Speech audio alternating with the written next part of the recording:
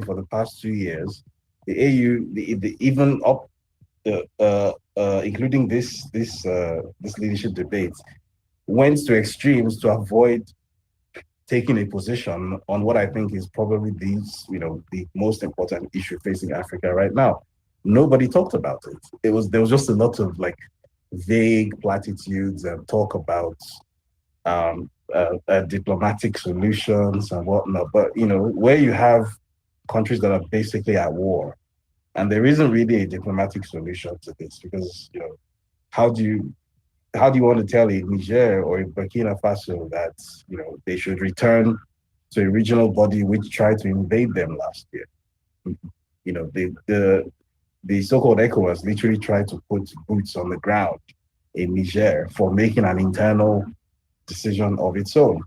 And then they've left the ECOWAS, and now there's all sorts of dislocation across the West African sub-region now. So previously, if you were in Mali, moving across the border to Senegal, it wasn't a problem. Now, you're basically in two different confederations. So you no longer have an ECOWAS passport, or if you do, there's ambiguity about whether it works anymore. So essentially, what was meant to be an economic community of 15 has split down the middle, and there's all sorts of uncertainty now as to what exactly that means for everyone. Does it mean that if you're in Nigeria, you can't trade with people in Niger as easily as you used to? All of that is still up in the air. And I'm not hearing any sort of solid policy position on this, or how any of these candidates propose to fix this issue. I'm just hearing, I just heard a lot of, this should be the case, this shouldn't be the case. And yeah, I mean, we know that already. So what are your plans? I didn't really hear much. So yeah, it's obviously going to be a two-horse race between Raila Odinga and Yusuf, the guy from Djibouti. I personally, even though again it's quite an uninspiring choice, to be honest, but I personally, if it were up to me, which it isn't, I would probably go with Yusuf for two reasons. Firstly, because I'm biased against Raila Odinga, because as you know, I have a personal connection to Kenya. And he's very much part of the Kenyan establishment, whom I think needs to be retired. Like, they all just need to go home and just rest. And more importantly, I'm not sure if I'm allowed to mention this, but I'm going to mention it anyway. So as you may or may not know, information warfare has been identified as a key part of a defense strategy that Africa presently doesn't have. I'm sure I don't need to tell anyone how the world has become a much more dangerous place of recent. And supposedly, again, I'm not sure how true this is, which is why I said I'm not sure I'm allowed to say this, but this is based on like back channel conversations with people in the know. Apparently, part of Yusuf's plans or platform is, after becoming AU chairman, is to midwife the creation of a sort of Pan-African news and media platform. So sort of like an Al Jazeera, if you like, for Africa. So like every other continental or subcontinental population in the world has its voice, right? So in North America, you have your CNNs, like, MSNBCs and whatnot. In Europe, you have your RFIs, your France 24s, your BBCs and whatnot. In Australia, you have Sky News. In China, you have CGTN. In Japan, you have, what's it called, NHK. In India, you have NDTV World. But Africa basically is the one major region in the world that doesn't really have any sort of platform to tell its own story for its own purposes. So supposedly, Yusuf's platform aims to fix that problem. Exactly how this is going to be funded or the sustainability of this is going to be guaranteed, I don't know yet. Again, I haven't heard much in the way of specifics. But I mean, just going off of that alone, I guess it's still something. I mean, if it's a choice between that and the total emptiness that I believe Raila Odinga represents, then I'd have to go with that. But again, it's a choice between 0 out of 10 and 3.5 out of 10. So yeah, the 3.5 is better, but ultimately it's not very much, unfortunately. Thanks so much, David. Yeah. So now I give the mic to Kenya and then Shah in that order. Okay. Thank you much. Are you there? Yes, I can hear you. Please proceed. Oh, okay. Okay. Yeah. I think yesterday, I will just sum it on several aspects, and I'll talk about things that I felt like, okay, I think the candidates, they can improve, and why I feel like the candidate for Djibouti was the, had more viable solutions, because when I looked at the whole debate, I realized that how powerless and how useless AU is. That is what most of us we learned from yesterday, and this is the first time I'm more focused on the AU. So if I might not have like full understanding of one or two or 10 things here and there, but this is the first time I'm finding myself in this situation. So what we learned yesterday, we learned that the UN Council, and this is what Africa needs to understand. The people who are sitting on, on the UN Security Council in terms of having the veto power and all that, is about how you've organized your resources, how you've briefed your technology, and how well placed you are in terms of the military. All these things are done by mobilization of your resources. So I think that is one place where we have failed, and we've seen what the rest of the people, what the EU has done, what the US have done, what the China have done, and what the Russia have done. These are people who've mobilized their resources. I don't think we can fail. We can fail at that. When you listen to yesterday's debate, it's about money. We are lacking money, and our affairs are funded. Our affairs. I was surprised. 2.7 billion is what is funding our security from the EU. So I mean, just imagine this. If I'm giving you money, you're supposed to bend to me all the time. So it's literally we have nothing. And the commitment that we make as African countries to the EU, we are not meeting that. What we did is we just took a framework from, we saw what EU did, and we were like, oh, I think we need an African Union and all the other places, and we never implemented that framework, because that framework requires us to make a commitment to it. Then the other challenge that you listened yesterday, it's not about Kenya not being African countries not having the intertrade barriers. The intertrade barriers are not the biggest problem. If you listen to Mahmoud mentioned about,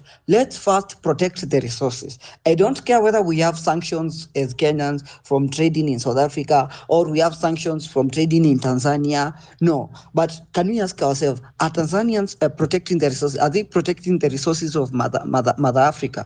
Because if the resources are not being protected, remember, we're stealing our resources. It's the US, it's the EU, it's the Chinese. Those are the people who are taking the resources from us. It is not a Ugandan who is stealing Kenyan minerals. No, Kenyan minerals are being stolen by the foreigners. So we need to insist on, first, let's protect the resources, then we can focus on the other debates of opening the borders and all. It will still be useless even if we increase the trade, we open the borders, but we've not protected our resources as a continent. Look at how the rest of the people have done to their resources. They've protected their resources. I think that is one thing that I felt like this is very practical, and this is much better than just thinking about what foreign aid can come.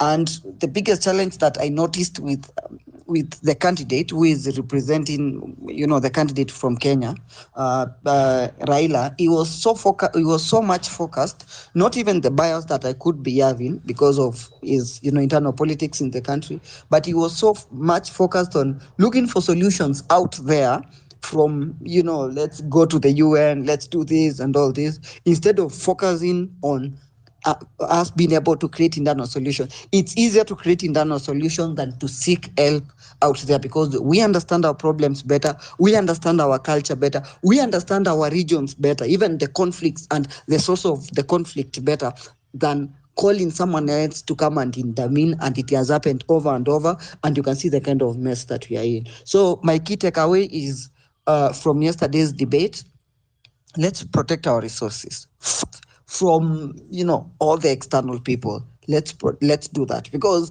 if we don't, look at what we are, even Indians are stealing from us, like even like in the likes of Adani. Do you know how bad you have to be doing for Indians to come and steal from you, being colonized by Indians? That is happening. It has happened in Zambia, it has happened in Tanzania, it Or is prospers. lucky And what are the missing happening in Kenya ingredients? through the likes of Adani. And I think I had stories of the Guptas in South Africa. They I will may have not be to well postpone versed, the and I elections don't want for to say 6 things that I'm not months. so sure of. But what I'm saying is the key takeaway is, let's first protect our resources. Your enemy is not Kenyan. Your enemy Let's is not find out that what happens come February, Tanzanian and guy if we who don't is coming get to the the border to trade. ultimate My winner. enemy is not Burundi, who is coming to Definitely start a look. small business here in Nairobi. Our enemy is the person who is stealing now our resources and making sure that our resources don't benefit us and they don't circulate within Africa. So key takeaway from it is, let's protect our resources. And the other things, it's easier to solve our own problems. We can open the barriers later. South Africa can decide they will trade with Zambia later, or Zim or Mozambique later. But first, let's make sure that every country individually is able to do that. And first, to have a strong power, let's mobilize resources. Let's give AU enough resources for us to be able to even to have our own nuclear weapons and such things, because that is what will give us command. But if we are this kind of potato republics, whereby all we have is waiting for the aid from the US and the rest of the places, so that we can have like guns of our own, we can have our own military complexes and that, then we will never, even if we are given the seat at the Security Council and we have resources that those people need, they will always trump over us. So we should focus more on internal organizations. I think I'll end there. And my candidate, who will not, like, he might not achieve much, because he will focus on advocacy. He will go to these countries and advocate. He will not play sanctions. He will go to these countries and advocate for them to meet their commitment. That was Mahmoud who said that. The other one from Kenya, I don't think he can do much, because from what I've seen, when I compare like the work Mahmoud has done in Djibouti, it's way much better in terms of diplomacy and all that. In terms of language prowess, I think it's useless. Whether you speak 17 languages or you speak none, it's completely useless. I don't see which role that is playing on us. Especially, it's totally useless. But if the ideas he had yesterday is the ideas he would push, we will move at least an inch for the next 4 years. And if we make that progress, by 2050, we could have, we will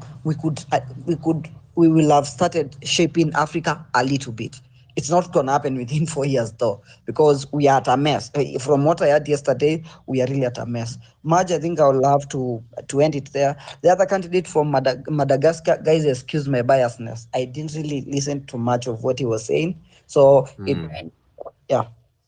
Yeah, thanks. Thanks in Kenya. Shai, you're next. And so just to keep, because I see there are a lot of people now asking for the mic, just to ensure that a lot of people will get to speak, let's have speakers take 5 minutes each, and then we will rotate back to the main speakers, who were Kim and David, who's also at the same time co-hosting, so that at least we can have people speaking more. Shah, and then Hannah, in that order. Shah, over to you. Greetings. Thank you for letting me speak. And I'm honored to be on the panel with you all. And David, great to personally say hello to you.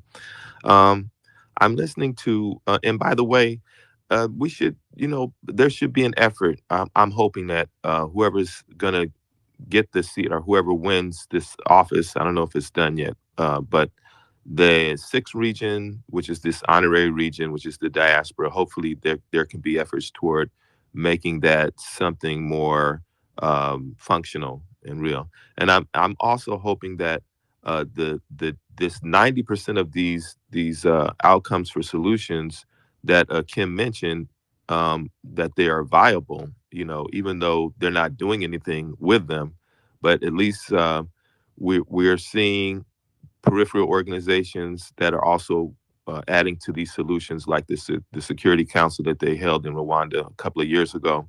I think they do it every year, but I really loved the one 2 years ago where PLO Lumumba and the brother Brian, I think Kagormo, the brother Brian.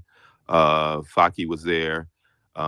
It was really good. I mean, the overall lesson that I got from that was that it was outside forces that are, in which we all know, that are creating the insecurity on the continent.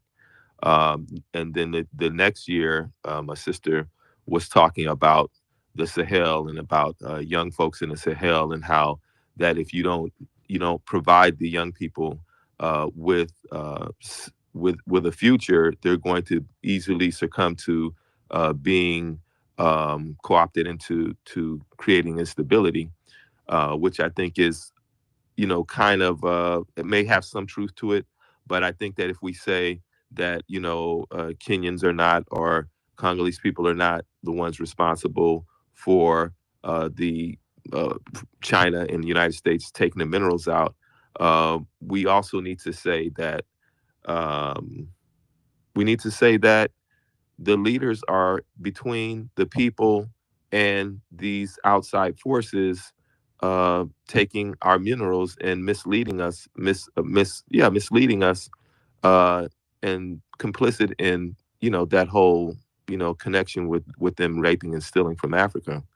But I think that we need to be thinking how we can affect the security that we need, because if we don't have security, the building of the Sahel is going to be very sticky, and what's going to happen if we lose the Sahel to the Europeans and Americans, being successful in destabilizing whatever things that they're building, which does go back to some of those outcomes at the Security Council, the conference that they held. Some of those outcomes that they had I think were very good outcomes. Looks like I didn't miss too much with regards to the debate, but we've got to move forward. We can't wait till Agenda 2065 happens, and then we can, have a currency in the East African community and all of these things.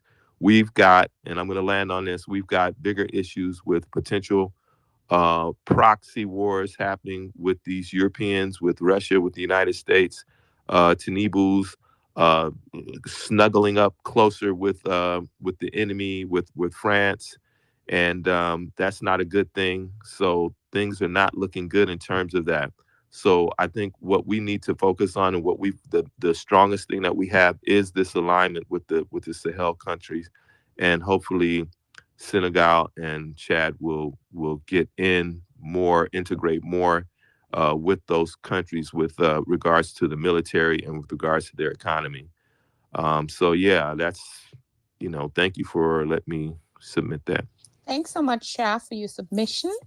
And next we move to Hannah, and David and Kim, feel free to chime in at any point. Hannah, 5 minutes for you. And as you chime in, I'd like to throw in a question in there. Yusuf mentioned that not all countries actually pay what they're supposed to pay. And then I had this impression that both of them were too keen. They didn't want to offend anyone.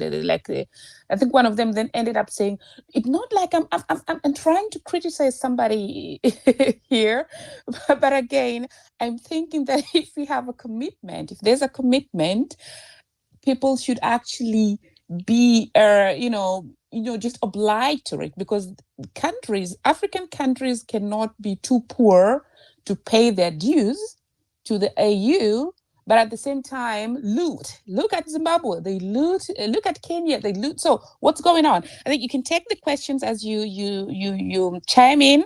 Otherwise, David and Kim can also really add on something to that, because I found that a little bit questionable. Over to you, Hannah.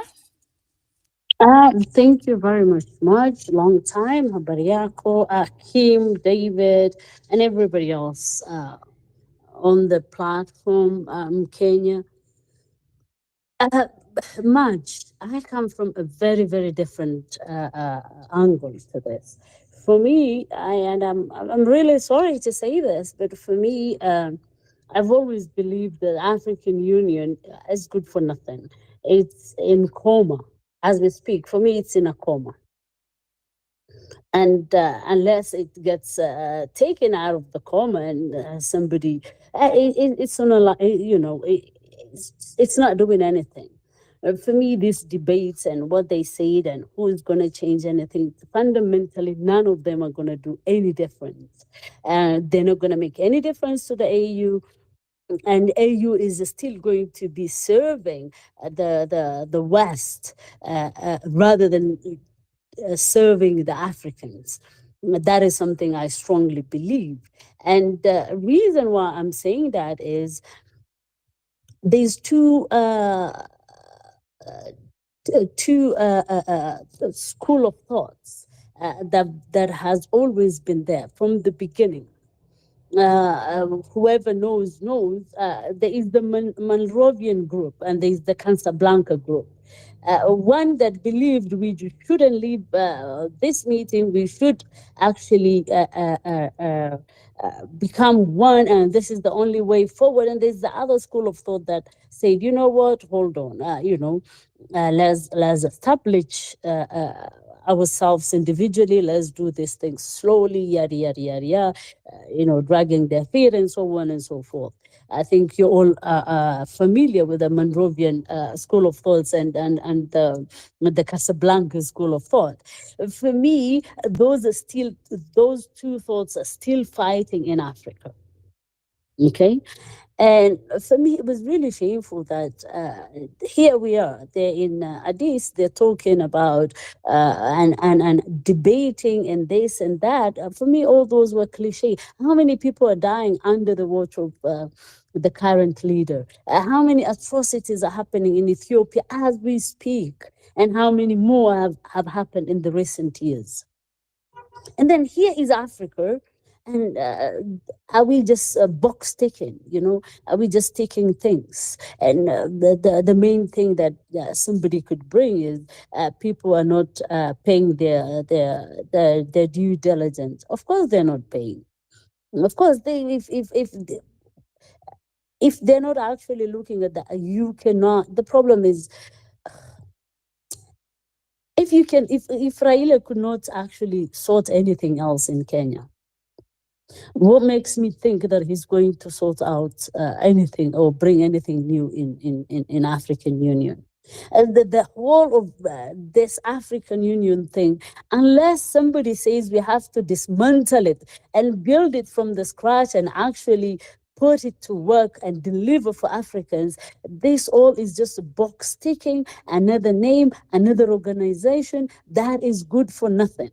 If they could not speak of exactly where they are at that capital city and what has been happening, every African should be aware of what is going on in at any given time in any African countries. We do not even have that. I was news David as he was speaking. Whatever, if somebody is in diaspora, he wants to know about what is happening in Kenya or Ethiopia or Sudan or anywhere in Africa, he has to go and find that information from a Western media. And that's the sad thing.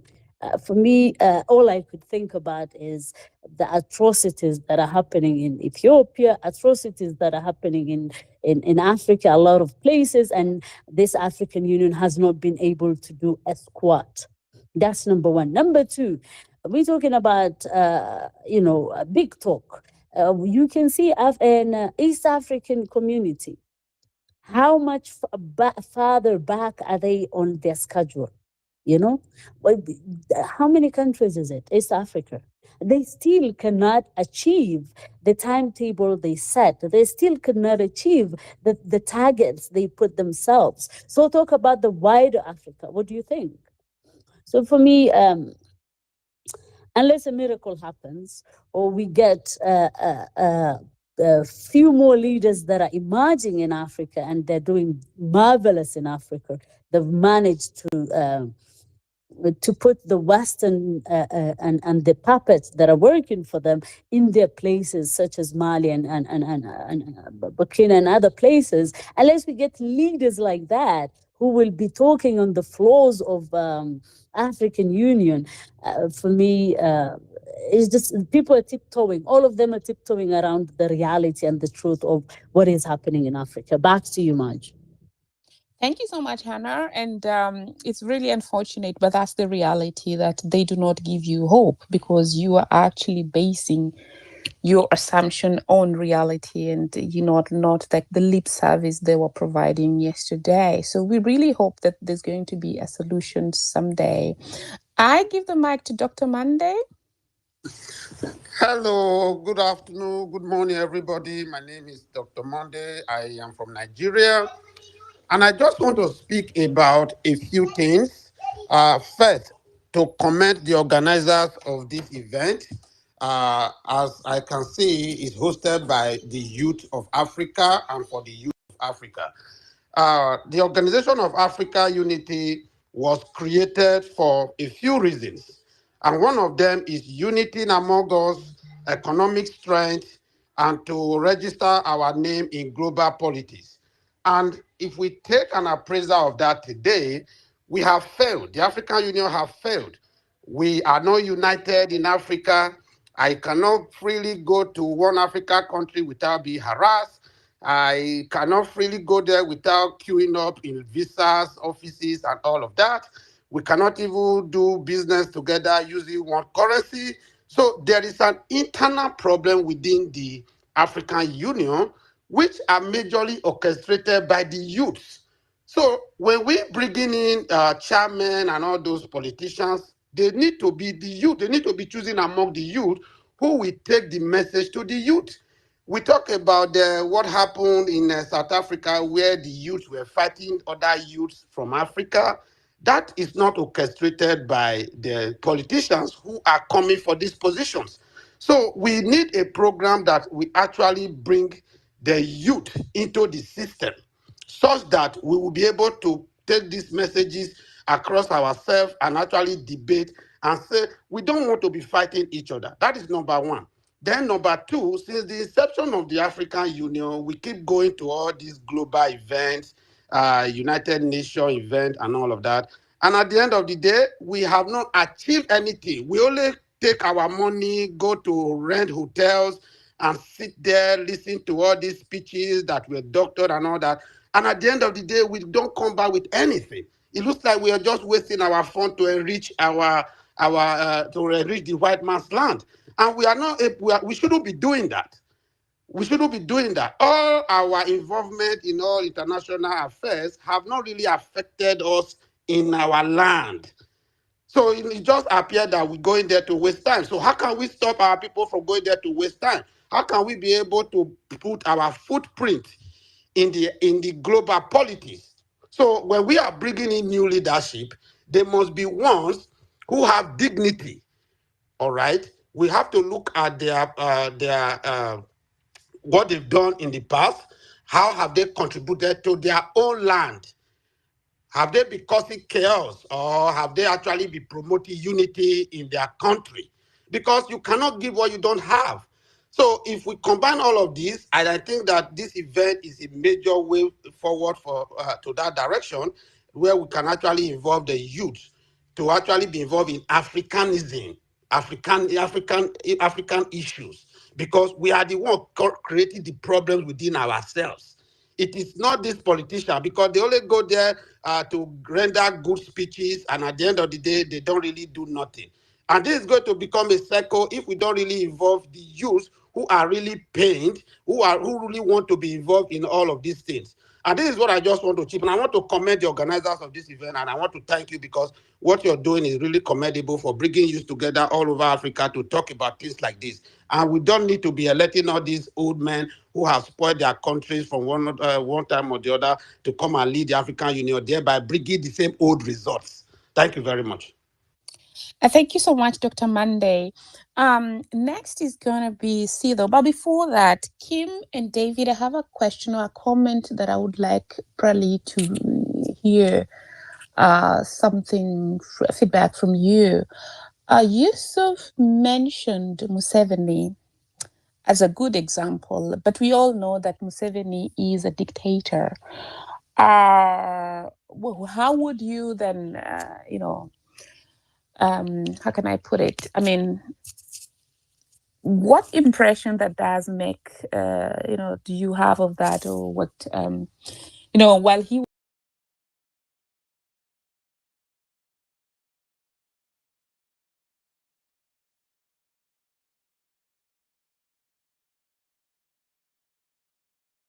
really add a comment onto that? Otherwise, I will give this to Sido. Okay, thank you so much, and good evening and good morning, good afternoon to the rest. I think this will be my thoughts on the AUC chairman. I'm seeing that we are giving, so to speak, maybe overrating the position of an AU chairperson, because from my little understanding, I know this is just the CEO of the commission, is the accounting officer, is a legal representative, is operating on the behalf of the board of directors, so to speak. And in this case, these are the heads of the states. Is more doing the operations that a CEO of any institution does. When I was looking at the debate, I was like, they were trying to come out as if they are going to be having that power to run the continent like presidents do. And to me, I was saying, no, policies are there. You will be running Africa, the continent, by the wishes of the presidents that runs other states. And that is why then I pose and ask, then who then suits this position? Who will have the heart to rally? Who will give these presidents the picture, the bigger picture on how to move forward an institutions? And this one we have seen for those of us who have worked in different institutions, see where the CEO comes with a different perspective, with a persuasive, with a heart on how to make the institution goes to the next level. And we've already seen their performance. So I was looking at it, who will take this mantle to be the CEO of the commission so that Africa can move a step. I'm seeing more of a negative energy or attitude towards the commission. We've begun it. We have our setbacks as an African. We were colonized, but having a commission is a step in the right direction to me. The only thing is that who are the people that we bring into the office that will make us realize this bigger picture that we have. And that is why at some point I was posing and saying, when I look it on the social media, people saying how Yusuf will get the support from countries that speak French and Arabic and so on, and Muslim and so on. Then I say, then does it mean that in the commission, other heads of state have their other interests that they need to be served, so that when they go to vote, they vote together, so that for this chair to be serving the interest of us who are speaking French? Or this is one idea, one objective for the entire Africa? That way there, I know different nations might have their own different interests and so on and so forth. So who is this person who will put the head of states together and tell them, look, guys, this is what I have. This is my submission. This is my thoughts for us to make Africa. These are the difficult decisions that we have to, for them to persuade them and win make them even to drop their personal interest or their national interest that they might have, that, us from ECOWAS, us from SADC, us from COMESA. That grouping, that all these people, you bring them together. And the only person that stood out for me was Raila Odinga, to move Africa the way that, that's something I've seen in him all along. He has been speaking of him, even anytime when he's doing his presidential candidates, as smart as he always speak on the interest of Kenya, but he always put Africa at another level. And when you will say that, when you see young people are down at the Mediterranean Sea trying to go to the other side for greener pastures, I think that is what is more important, because this chair will not come up and have, this is my objectives and I'm going to make this proposal and make this policy and have this team. I think he will be operating as the wishes of the heads of the states that will be coming together. So that is my thought. I can't maybe say it. Sorry, let me just land. I cannot say yes, that. Please. It is not step in the right direction. It is, such interviews are there, they are opening our minds. I think this one has been more vigorous towards the previous ones that we had before. Thank you so much. Thank you so much, Asido. I'd like to just state that we are now going to be reducing the speaking time to 3 minutes each. We're very sorry, because then we have like 21 minutes to, when we're going to be opening the mic to everyone, and then we close to have the main, I'm saying main because we like invited them to speak, to also just chime in and close. I asked the question about Uganda because any candidate, any of the 3 candidates who accept an endorsement from Uganda takes Uganda back 10 years back, because that's a dictatorship. There's a dictatorship coming up in Kenya, and Kenya is now an abduction hub. So this is what's going on, and that's why Biskir was abducted in Kenya and taken to Uganda, at the Marshall Court. And Raila is not saying anything, will not say anything, because he's getting an endorsement from Uganda. You get an endorsement from Uganda, you are actually endorsing Museveni's son. So let's really just look at what is going on. So all those candidates out there, whoever is taking it from not only Uganda, but for the Uganda thing, I just want to highlight, because this is what is happening. And one might think, okay, well, it's only happening in the African states or this and that, but no, if you have an opposition leader being abducted in a country and being taken to another one, and just days ago, there was actually a sporting activity where the president of Kenya and dignitaries from Uganda and other countries, they were acting like all is well. So guys, no. and so I'm just sorry to say this, that we're really, as much as Sido wants to be positive, there's nothing positive about receiving endorsements from dictators. And not only Museveni, Kagame is also another one, but just wanted to point that out. Now, the next speaker, if you may go that, sorry, I think they waited for so long that they dropped. Chidi, 3 minutes, please. Chidi, can you hear me? Okay, President Victor? Yeah, I can hear you now. Yeah, I can hear you. Minutes, Chidi. Please take a go. Okay, thank you for giving me the platform. I really appreciate everyone here because of this organization, at least because of this gathering that we gathered here this night. My own opinion and what I've seen so far for the debate.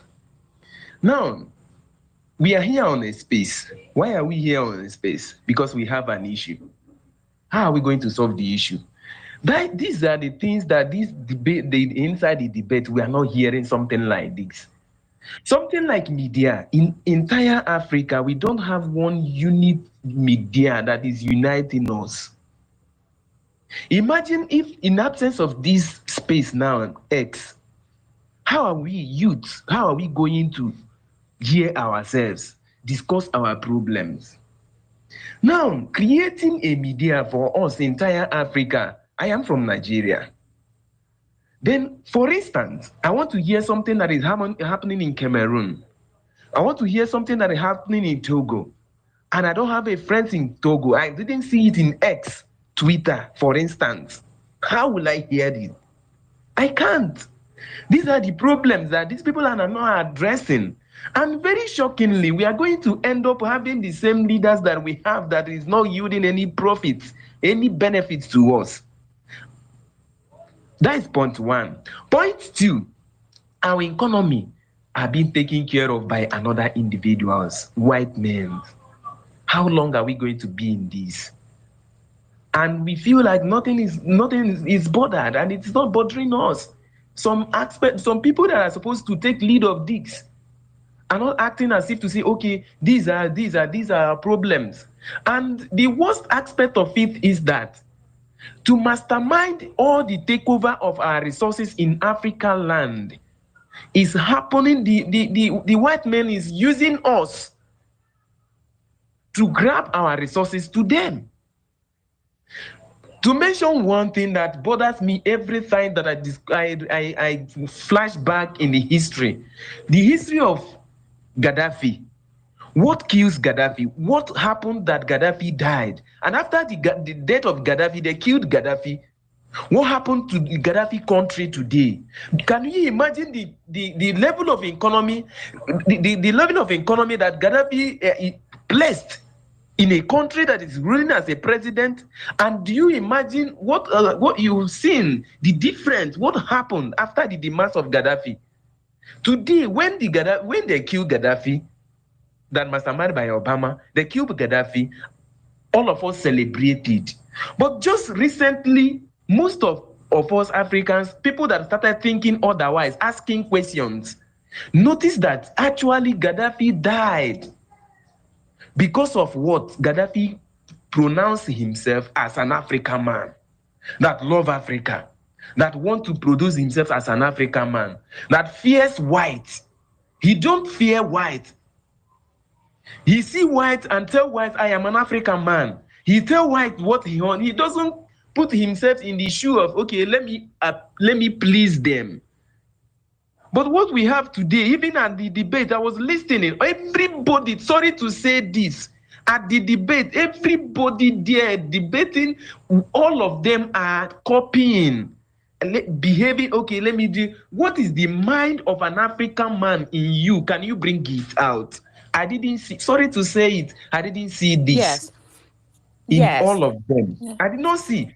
To cap it up and round up what I am saying, where I have a very big issue is, now, as an African man, number one we're supposed to do is let us have a media that will be uniting us. The power of media is what we cannot undermine. When we have media, that, okay, listen, this thing is happening in so place. This thing is happening in so place. We will hear it. And the Westerners, they don't want us to have a media that will unite us. After the media, we have a unified currency. These are the steps that we will take. But sorry to mention, we didn't see it at each of every the candidate that is debating yesterday. And I feel so bad about that. It beats my mind very, very bad. Anytime I remember that we African, we are rich and we are dying out of hunger, I feel so pained. So I end up saying, oh, within me, may God help us all African. Thank you so much, Chidi. Yes, that's why Kim was asking the question as to why, if, who of those, the candidates there will not be a puppet of the West. And so this is a point that you bring out indirectly. Afra, I see you in the space. Welcome. And so another thing I'd just like to add on to what you heard about Gaddafi or why he was killed, I just want to add on to it that there were also interests, especially in the oil. And after the war, of course, you saw that the countries that got involved, Germany got involved with the taxes. They were too fine to send in people there, so they just sent money to the militia. But what happened, and the tragedy is now affecting Africans also, or majorly, but I think this also did not come out in the debate very clearly because as we speak, there is slavery is happening in Libya. And the young population, Africa is rich in labor. The young population is crossing over, being enslaved for years in Libya before they come to Europe. But the people who want to lead AU did not even, speak of it. Of course, they had timelines and the questions that are being pushed out there. It's not like it's really captured it. So yes, that's a problem there. Now, Kim, do you want to chime in before we continue, or shall we just, because I'm thinking about your next interview? No, much. I'm fine. I'd love, there's so many other speakers. Okay. Let me rather conclude later. Yeah, okay, fine. Let's do that. Now, while the three speakers, candidates were speaking, Yusuf and Richard mentioned diaspora. The candidate for Kenya did not mention the diaspora. If I'm wrong, somebody can correct me. But during the last electoral, during the last election, Kenya, his country was able to vote, and they actually gave a win to him. But there he was in a big panel and actually did not mention the diaspora. So the African diaspora is also very big. So this question I give to the next speaker, Kandake, do you think that the diaspora would needed to be mentioned in that discussion, and what would be the aspects that were really, or what would you, if you were one of them, what would you have communicated to the diaspora? Over to you, Kandake, 3 minutes. Kandake, are you able to speak? If not, we go to Kabiru. I saw Western and President dropped. We're going to bring them up. Okay, Kabiru, go. Thank you very much. Can you hear me now? Loud and clear. Perfect. The African Union and its problems actually persist because Africa, we are dealing with a lot of issues. Number one, even the so-called free trade agreement, which is the Africa are trying to come together and have a special market for themselves, which actually is not visible, and it's just on documents, and it's not actually realistic up to now. And secondly, another issue is having the ECO, the African Union's currency, which, if at all is working, perhaps the country will have a special and opportunity to be able to interact with the other world without them having their currency devaluating or having this and that. For example, over the years now, almost 2 to 3 years, Nigeria, we are battling with currency devaluations. If we have this issue of eco currency is working, perhaps this issue will not come up. And that means Nigerians and other African people will enjoy their resources, because it's only when you have a currency that is valuable and acceptable worldwide, for example, or even within the continent, because most of us are not even traveling outside our environments. But if you have a currency, which today you can buy things in the lower price and tomorrow you still buy it at that price, it means we are having a stable economy. Because the economy depends on the currency of a particular country. US today is a stronger nation because its currency is not devaluating any time like our currency in Africa. Perhaps European unions, they have been able to make a free visa to their nations who are actually in the organization, like, the changes visa. Now Africa, though we have this issue of free entry visa, this and that, but still we're having kind of racism within ourselves and others. And you find out if somebody is not living from that country, when he go to this country, they are kind of abusing him or this and that. So with this, I had actually the arguments or the debates, but I'm still thinking, wondering, do we still have people who have the Africa in their mindset? Or they are just interested in their own economic challenges? Because most of the time, the people are most concerned with their own problems, not actually the African problems. Thank you. Thank you so much. I added Western. He's dropped again, and I think probably he's having his issues, mic issues. Mark, over to you. 3 minutes each. Mark, can you hear me? Okay. President? Okay, Western, I hope you're going to have luck this time because you've been waiting. Western, take a go. 3 minutes. Western? Okay, Adi. Hello? Hello, that's President now. 3 minutes, please. Okay.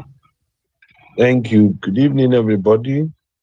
My name is Victor Anilaju. I'm speaking from Nigeria.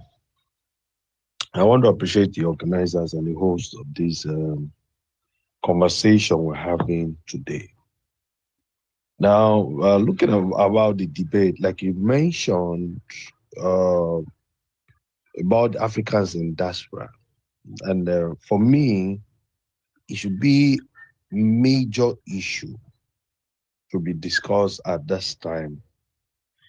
Whether we like it or not, the world is becoming a global village. I understand the passion for we to be Pan-Africa, trying to build Africa, and all of that. It's good. It's good. But the truth about it is that we cannot live alone. Africans cannot stay alone. We still have to leave other parts of Africa and go to still other parts of the world. For me, one thing I feel should be talked about, should be paramount, is Africans in diaspora. We need to start dominating different, sectors in different countries. And if I will remind a lot of us here, you should know that Africans built Europe, right? Most part of America was built by the slaves that they took from Africa.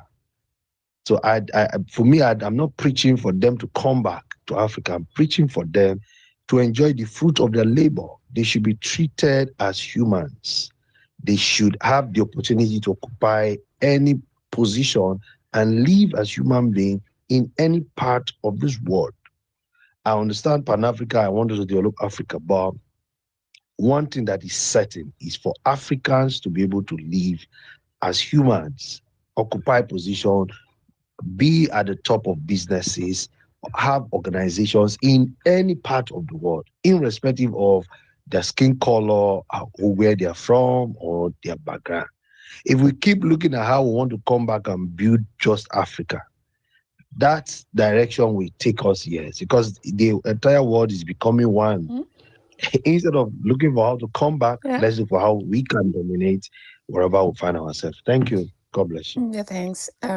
So I'll give the mic to Weston, and the question is, I would like you to really, answer question 2 that was posed to the candidates, where they were supposed to share what the ideas of what they would do regarding the conflict management in the continent. Do you think they did? Well, how did the 3 of them answer the questions? And is there a person who actually provided solutions? Weston? Thanks, Marge, and your listenership. One, I do agree with the previous speakers. The African Union is fantastically inefficient. It's one of the most inefficient intergovernmental organizations you can ever find anywhere in the world. And for the reason that some of your speakers have mentioned, which are historical, which are institutional, and idiosyncratic about the character of the African political elite, who are not invested in transforming Africa. And therefore, vis-a-vis conflict management on the continent, to put it bluntly, none of those candidates, if they were to get the position, would do anything differently from the inertia we're witnessing on the continent currently. Because the EU Commission is just an appendage of the Assembly of Heads of State and Government. And those politicians, the decision makers, the ones who have the last say, some of them simply sell Africa short, former colonial masters to multinational corporations and stuff like that. And they're not going to stop it. Raila Odinga will not stop them. Yusuf Ali will not stop them. The Malagasy candidate will not stop them. So that rhetoric is just what it is. It's rhetoric, what politicians say, the correct things, the right things when they're campaigning. But when they get into power, the nuts and bolts of power, something totally different. Marge, you asked a question about Museveni. Museveni was at Raila Odinga's official launch of his bid in Nairobi. Yusuf has visited Kampala in search of Museveni's endorsement as well. There would be no contradiction in terms. if Museveni was to vote for Yusuf or Raila Odinga, because the regimes in Djibouti and Nairobi are not any qualitatively different from the regime in Kampala. For those who don't know, Ismail Abdi Gule, the president of Djibouti, has been president since 1999, and he succeeded his uncle, who had been president since independence 1977. So this is a repressive dynasty in power. In Nairobi, Kenyans have a lot of things to say about William Ruto administration. Those kind of things Ugandans will also share with them. So Museveni would be in good company with Raila Odinga or Mohamed Yusuf. March Diaspora, I don't understand why we would leave Africa in search of better prospects abroad, whether it's in Europe or any part of the world, and at the same time expect people who are contributing to the push factors, looting on a grand scale, political persecution, running down economies, which compels Africans to exit their dysfunctional states, to expect the same people to have any transformative agenda for the Africans in the diaspora. They would not have any, because ideally, these people should be at home in Africa, working in Africa, deploying their skills at home in Africa, not abroad. So if they've got an agenda, it will be what William Ruto has for remittances, for your taxes, nothing more than that. Kim, as I learned, I come to you. You mentioned something about Yusuf didn't speak any of the African languages. And then the question is, what constitutes an African language? Which also evokes another question, who is an African? Because David, I wouldn't be able to communicate to David without English, or if somebody speaks French without French, these colonial languages, such that they've been here and they're here, the role they play actually makes them even be some of African languages. But it's about the ideology. If you speak English and you're Eurocentric, that's a different matter, like Raila Odinga is Eurocentric. But you can speak English and be committed to the cause of African people. Kim, in your country, I would ask you, would you consider Mangosuthu more African than Bram Fisher or George Bezos or Lucas Mangope, more African than Joe Slovo or the current ANC leadership? What constitutes an African? That's a good question. Some people think it's skin pigmentation. No. Some people think it's what Raila Odinga does. I'm a Pan-Africanist. Mwalimu Nyerere didn't characterize himself as a Pan-Africanist, but he was. Kwame Nkrumah didn't characterize himself as a Pan-Africanist, but he was. Samora Machel did not. So if you want to know somebody who is not, listen to how they characterize themselves. So as I learned much, for me to tell that you are not a Pan-Africanist is when from the word go, you characterize yourself as such. That is indicative, sufficient that you are not. And Raila Odinga represents Kenyan political elite that is embarrassingly Eurocentric. Thank you. Thanks, Weston, for the very, very refreshing submission there. That was a good one. Yes, we have a lot of things to reflect on. And I'd just like to, before I give the mic to Adi, to really also state that I think one of the reasons why the African leaders sometimes tend to ignore the diaspora when they're not talking about the remittances is that, they wouldn't need the loans if they would really even fight the corruption back there, that we would bring in the money. You even as we speak now, if you just check the children of the diaspora in here who are African or half African, if they would even send €1, not like sending, but you tell them, from your pocket money, I want you to invest in a project back home, and you're investing this money and you're getting an interest off. And they're sure to get that money back. The African countries are not going to need to lend a lot of money, but they don't want, because that would come with accountability.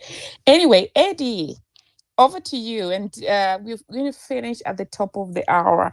And the question that I would like to give to you as you come in, they kept talking about, I have to laugh. when they were asked about how they will implement, the as it called, the plans they've had there, and they kept saying, we're going to review the documents. We're going to review the documents. Do you think any of them that gave a suggestion or even a suggestion on how they would improve the reforms? Reforms is the word I was looking for. Over to you, Eddie. Hi, man. Another interesting space. Thank you. You always do good, informative spaces. Follow the people in the room that you enjoy what they're saying. Let's build a community as well. I think that's always important. When we're talking about these powerful things, we have to build communities and support people that we believe in. I would like to emphasize that. I think a lot of people have been speaking about African Union specifically, and I think the African Union obviously is not really doing much. Unfortunately, we need more regional blocks that are helping each other. Like people say, the Sahel states, the AES, do really, really well, but it needs support. It needs a lot of support in different areas and stuff like that. I mean, Africa's going to be the battleground, you can tell. I mean, after the Middle East situation has been solved, the great powers are going to be more focused on Africa. So, before this happens, we have to be vigilant of what is going on. I think that's really important. So we do need institutions and organizations, regional organizations that really can look after the people. We need to be putting more pressure on these people. Like you said, you had a really good idea about remittance, things like that. We need to really, really be putting it, because Africa has the potential to be a powerhouse, even if we really put our minds to it, man. But there's a lot going on, so I think it's all about working with organizations that are doing stuff, building networks, and putting pressure on politicians and stuff. Why don't more politicians? One thing I wonder as well: why don't politicians come into these spaces more? I never really see any kind of politicians, which is a weird thing. They must be around. They must be on social media. So I'd be really interested in some of these politicians. I've seen a few actually, but not that many. But we need more kind of politicians coming to these spaces and talking to the people, because they should be accountable to their people, to be fair. But I'll land my plane there. Thank you for a great space. It's really, really good and informative. And David, I'm a fan of your work as well, man. Keep it up. Thank you. Thank you so much, AD. And AD also has some Pan-Africanism community group. Feel free to share the link on the comment section for those who want to join to do so. Will do. Thank you. You're welcome. So Tigray, and yes, I know the fire you can bring on board. I hope you're not gonna burn. I hope it's gonna be very, warm fire, not hot. Over to you. Oh, thank you so much for bringing me up, Maji. Sorry if I mispronounced your name. That's okay. It's a great space, African Union. As you know, you seem to be aware of the Tigray genocide from my profile. We have become the first victim of what's happening, this global mayhem going on in the Middle East and spread throughout the world in November 2020. And the unfortunate truth is that the African Union blessed the genocidal war and ignored it, and still no justice is being given to the Tigray people. We survived it on our own, alone. As you know, Ukraine had the global support, Israel have the global, at least the US support, and many other conflicts that are going through so much, except many of the African conflicts, they have supports. But the Tigray genocidal war is so unique and so unheard of anywhere in the planet throughout the human history. It's been invaded by its own government, galvanized the entire region, the entire continent, and global powers, geopolitical adventurers. And we have been subjugated. We became the first victim of the African jugular colonization. We call it modern day colonization. We've been through this for centuries, and this is unheard of anywhere in the past. 1 million people vanished in less than 3 years, ignored, still being ignored, and not being even talked about in the media, except on social media, because of the Tigray Diaspora movement. And we're very small in number, but we have sacrificed the most for humanity, for the continent, for the region. And we have lost so much throughout our own history of existence in that region, in that continent, and in this planet. When I hear Africa, and then you add African Union, and then you add this humans that controls this position, this special space for the entire continent's human existence and beyond, what does it mean to you? Because it doesn't mean anything to me anymore.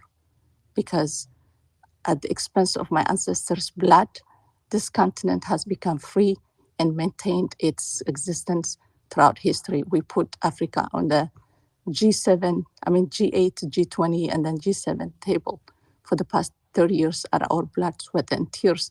And now Africa has gone backward because of the stupid mistakes. They have underestimated the genocidal war in Tigray, and they took us down with them, and we're going backwards. And the most important thing, we lost our own people's existence. We haven't capitalized or benefited from any of our sacrifices, and yet that was not enough, not only for the country, but also for the continent. The African Union policy was shaped by the Tigray blood, sweat, and tears, and they tarnished it, and you're paying the price. That we have paid the price with heavy blood and losses. I leave you with this. What is the future of this African youth and vision going to be by ignoring the Tigray genocidal war? With no justice, with no apology. We're not even demanding any financial gain because we can come out of the ashes. We came out of the ashes with 10 million people against the mighty of these regional mercenaries with their geopolitical adventurers, masters from the skies and from the ground. We dismantled them. We broke their bones. We survived. But we're paying heavy price with this post-genocidal war, political quagmire, and lack of leadership in the region. And as someone said, the speaker before me, what's next? The battleground. You have become the battlegrounds because you neglected the foundation of your existence in that continent, the Tigray people. And I rest my case. Thank you. Thank you so much, and for your submission. And my question would be, I've really followed up a lot with the conflict, and we tried to help as much as we were able to. And one thing that I have to cite that was very difficult was that I think you will also know this. There were like two groups, and sometimes there were those who were really genuine with their concerns, but there are those who are actually also using very some sophisticated methods of propaganda. Propaganda. Oh my propaganda. gosh! It's everything that you see with this Israeli-Palestinian war. The strongest propaganda I ever saw from the African people was coming through this Tigray conflict. But nevertheless, let's now go to solutions. What would you love those on the space here to do for you, who is representing? What message? Do you have a message you want us to take out there? Do you have something, that's just not taking, something more neutral? I know it's not. Yes, yeah, I do. Please, just 2 minutes, and then I'll just request those on the space to try and support. In short, yes. Get rid of the genocidal regime. Pay attention to Tigray leadership. Tigray always has been there, is still there, will always be there. It's forgiving nation. It's a leadership. It's that matters to fix the situation. The Pretoria Agreement is a testament to our humiliating genocidal war. We sat down with our genocider for peace. At the end of the day, diplomacy, peace, talking to each other, forgiving, moving forward with justice and tangible system by looking back to the grave mistake has been done to not repeat those mistakes. And the bottom line is leadership matters, and leadership is in Tigray. Thank you. Thank you so much, and we wish you all the best.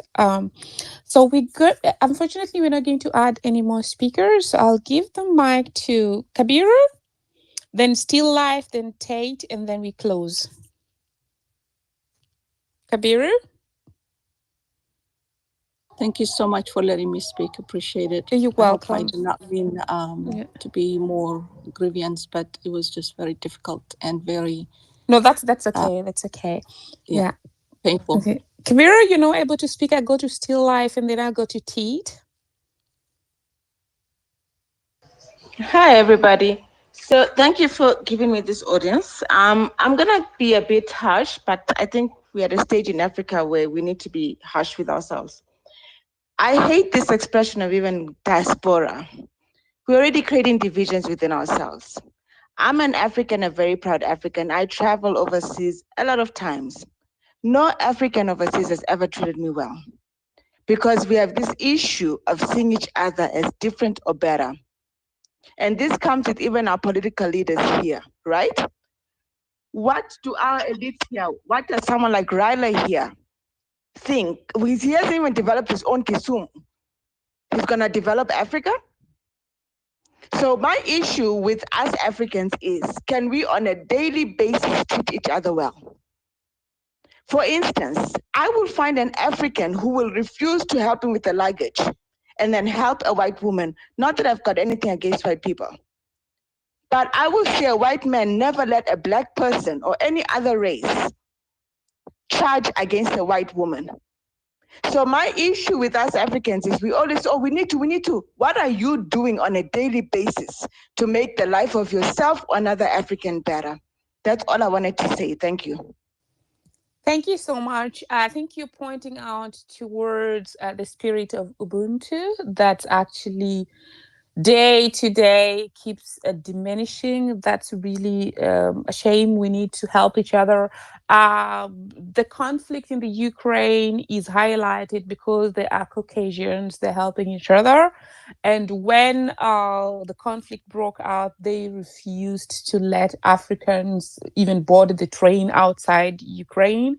So Africa, I agree with you, Tate. Africa has to learn to continue loving each other. Of course, there are a lot of Africans who love each other and want to work with each other. But of course, we can always keep improving. Okay, there are two people who are on the mic and they just dropped. So now we have 13 minutes to go. We would like to close. I'd like to thank everyone and apologize in advance that we're not able to take other speakers because we want to close at the top of the hour. So apologies.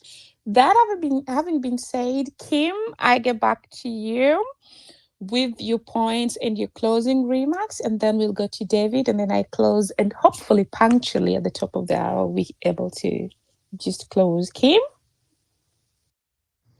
Thank you so much. And it's been such a wonderful space. And as you veer towards the end, I'm going to implore that you do a second follow-up to this, because there have been so many questions, and perhaps we should do a space looking at solutions. But there's been outstanding comments airing the critical issues. And I just wanted to end with a few things that I think encapsulated some of the points. First of all, I was delighted to hear from David that there could be a true African media representation, because what we're fighting against is propaganda, and that's controlled by the West and those that have power. And it's unbelievable. I mean, even in South Africa, I was fighting with some Republican senator today about, what he's speaking about is white genocide in South Africa, where it's such a construct. It's just unbelievable. So I think that would be absolutely needed. But I think we have to speak about the quality of leadership, not only of the African Union, but generally. And I think you spoke to how we can support Uganda and what's going on. And I think that what the AU has become is, and I actually wanted to quote someone else's words, actually, that I quoted in my article of last month. And and I hope I'm pronouncing his name correctly, Nicholas Mwangi, who's a member of a thought group in Kenya. He wrote in the People's Dispatch, and I thought he said it so beautifully. As the AU Commission chairperson race continues, we are left wondering if the next leader will bring about a substantial shift towards Africa's true strategic interests, challenge neo-colonial and imperialistic interests, and transcend regional rivalries, or simply continue to perpetuate the AU's symbolic role in global politics. February's election should mark a shift and not just another chapter of continued missed opportunities for Africa's future. And I thought he put it so beautifully, because what we're seeing is all these leaders, whether it's Uganda or Kenya or South Africa, they are what we would call an elite club. And the AU is that exact body. It's not there as a chamber for people's, for ordinary people, but it's an exclusive chamber. And I wrote, and I was absolutely aghast at Ruto, who had the red carpet treatment in the United States, when his own people were protesting legitimately in the streets of Kenya. So we have this counter image of a man so excited to sit in the seat of, the dreadful Biden, while his own people are desperate and he's nowhere to be seen. So I wanted to say what I think is part of the solution, and that would be looking at a follow-up group under the stewardship of Maj and her excellent co-hosts, is that we're looking at two types of African leaders that are emerging. The one is the Rutos and the like, and we don't know yet where to place Odinga and Yusuf in this, because I think that neither of them are completely free of Western interests. And then we have, I think, a very interesting group emerging in the Sahel. And I think it was David who said, or somebody else who spoke about, why is there no discussion on the Sahel? Because we're seeing, especially that these people are coming from East Africa. But there's such interesting dynamics there. We're seeing the potential of African leaders who are saying enough is enough. And that's exactly the spirit we need in the African Union. We need the spirit of Traore. People may say he came into power illegitimately, but then we have to question the whole issue of constitutional coups. So I think we need a completely different mindset of African leaders. And what gives me hope is that the youth of Africa are rising and saying enough is enough. And the one thing that I think I would have loved to have discussed in more depth, but it could be useful a discussion in a next space, is the issue of debt. We speak about financing, yet Africa is paying for its own enslavement under colonial times in what we call an independent Africa. I mean, it's absurd. That should be immediately cancelled. And we're seeing the spirit of liberation emerging in the Sahel states. And I applaud them. I applaud them because they are changing the consciousness of a continent. And I think within what they're doing, how they're looking at a dedicated armed force, a defense force, when the US have let them down, where the AU have been absolutely useless. I was looking at a report where the AU was the last responder on every single conflict in Africa, barring one. I mean, this is absolutely insane. So, yeah, I think we have to look at some solutions that may have come out of the Sahel revolution, and then look at this debt thing. And that African Union leaders are not saying we will cancel all debt in Africa. And how dare you, as our colonial masters, you've exploited us once, and now we have to go back into this. It's absolute craziness in my view. So I think those are points I would love to explore more. And thank you so much for this opportunity. I admire you so much, Maj. You're one of my absolute wonderful people. Your integrity is inherent in everything that you do. Thank you. Thanks so much, Kim, for really taking the time to come to talk to us, in between your interviews. And yes, please do share the links to the articles that you wrote regarding the topic. And of course, we're looking forward to the next conversations on this topic. It's a never-ending discussion, and yeah, it's always a privilege also, having you speak to us and share with us. And this is really, let's try to find solutions. And I'm really still hopeful that we're going to find solutions for ours, and just have better times coming. We must, at least in our lifetime, find something that's working for us. David, over to you as you chime in and close, give your closing remarks.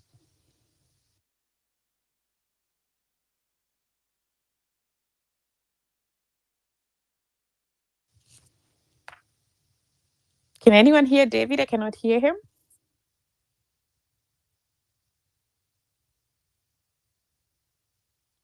Uh-huh. If you can hear David, please thumbs up. No, we can't hear him, but may I say something? I came into your space late, but just hold on. You have you can hear him or you cannot hear him. No, we cannot. He might have to leave and come back or double mute, as they say here. Just because I see that he's opened his mic. So let me just text him. As I do that, take on the mic and yeah. Yeah, recycle him, maybe drop him off and bring him up. But Kim mentioned about the African Union inability to respond to conflicts. And that's exactly what happened in Tigray. We didn't even ask for military support. We asked for looking at the wrong situation. We warned the world in 2018, 2019, when they gave this, I call war prize, Nobel War Prize, Nobel Peace Prize to the genocidal regimes in that region. That should have given red flags when they embarked into killing their own people and starting war by UAE drones, Turkey, Iran, all this axis of evil united to annihilate the people of Tigray. None of these powerful people questioned the intent of the reason why these geopolitical adventurers had to be involved in this less than 10 million mighty people genocidal war. Why? And none of these African nations, African Union chairman, everybody questioned that because they had bigger agendas by what we're seeing that, with this UAE expansionist agenda, buying lands of African resources, looting in broad daylight from the second populous nation in the continent, Ethiopia. Ethiopia is a very crucial and important country for the continent, not just for the continent, for the region and for the world. And we've seen it, what it has done to not only that region, but also to the continent, now to the rest of the world, from curbing migration crisis, controlling conflicts, peacekeeping missions. We have done it all with all these working policies, creating viable leadership, functioning government in Somalia, giving birth to South Sudan and Eritrea and US nations to maintain peaceful coexistence. We've done it all. And none of this mattered to the stupid leaders that has tarnished it now, took us backward with themselves. And I think those are the mistakes that we should not repeat. When I say the solution lies in Tigray, because there is tested experience in leadership, peacekeeping mission, and stability and coexistence, whether you are an ant or an elephant, that you can believe on whatever you want to believe, as long as you can bring something productive to the table and coexist. And I see that hope with this youth discussion that you're doing here in the spaces and different platforms that I've been listening to, the Diaspora, African progressive thinkers. And also we shouldn't be pondering on this Pan-Africanism social media propagandist. We have to see it in tangible, practical matters. Tigray has always been Pan-Africanist by blood. Everything from Haile Selassie to Mengistu during the USSR invasion to now this Arab invasion. All these leaders has been the puppet and used to destabilize not only the region, but also to loot Africa. All of them has been tools, and they always come to us. And this should be a lesson to the rest of the continent for the future. Thank you. Thank you so much. I'm trying to reach David. I think he's having technical issues. It's very unfortunate because I wanted to really also have his closing remarks. He's been waiting too. We wanted to cue all of you in, and then we have the really just, close. But then I will close now. And if he comes back when we're still on, then he's going to be able to also put across his closing remarks. Otherwise, it's unfortunate, really. What I'd like to close with is the following. We saw a two-horse race, but there's one thing that stood out for me in the candidate from Madagascar, Richard, when they were talking about the resources of Africa. He's one of the people who actually did not mention or rather did not give so much weight to the minerals that we have. He focused actually on the human resource. Sounds very, the people, the wealth that we have. We have the youngest. Africa has the youngest population, a population that actually, if given an opportunity, can really change. Because if you look at all the businesses, if you go to start a business in any of these African countries, you will find non-Africans are already there doing those things. So my focus on this, and this is why you find that leaders like let me not call them leaders, like the President Ruto, for example, is selling his wealth to the West and to these other countries. It's not even his wealth, but the wealth of the country. That is the human resource. So when we look at these countries, and the reason why some of the Western countries are signing even bilateral agreements with the African countries is because some of them, they've developed so much, and their citizens need so much. There is a country in 2025, the nursing insurance for the old people, they're going to go bankrupt. That is why they're signing a treaty to bring in young Africans to work, because as you work, almost 40% of your salary, you're working for them. So that the reason why I'm on to this human labor as wealth is to point out to the young people who have joined here that if we have good governance, we can really, we can make a difference even for us. And the leaders, for lack of a better word, they know it. They're trading with this wealth that Africa has. They've already traded with the gold. These other countries, the people have signed the agreements. You look at the Congo, it's in turmoil. So they're looking at the next resource, and the resource, they're selling it out. There is others who are dying in Libya. They're doing nothing. So my final message, do not stop agitating for good governance, good leadership, because that's the only way you can beat the political elites. Otherwise, you will wait for them signing deals and doing everything. They're really not there to help you. That having been said, I thank everyone, and I say good morning and good evening wherever you are. Thanks for tuning in. Thanks for being with us the whole time. But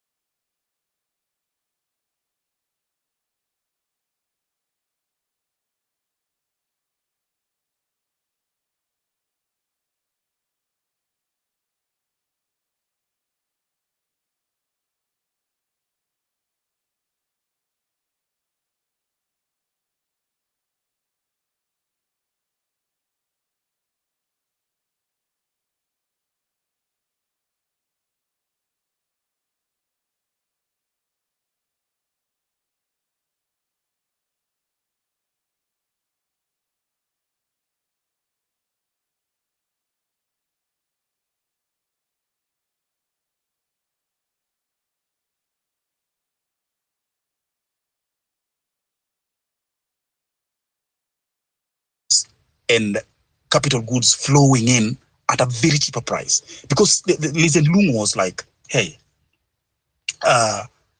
why should Singaporeans work so hard and gather their 3-month salary to buy one telephone from the US? And that's a disaster. They turned this into a farm to bastardizers. Like, do you know how many acres of coffee or tea someone has to pluck in, how much effort and suffering has to put in digging it to maturity for him to just get 100,000 shillings laptop from USA? So we are very unequal.